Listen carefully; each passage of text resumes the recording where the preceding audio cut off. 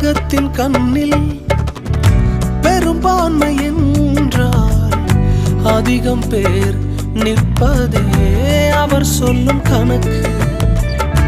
அப்பாவும் கண்ணில் தனி மனிதனாயினும் நீர்த்துணை நிற்பதால் பெரும்பான்மை எனக்கு. அட ஊர் என்ன சொன்னாலும் பாரதர் நின்னாலும் பிள்ளையெல்லாம் நான் உமக்கு. அட ஊர் என்ன சொன்னாலும் பாரதர் நின்னாலும் பிள்ளையெல்லாம் நான் உமக்கு. நிகரில்லாத தகப்பனுக்கு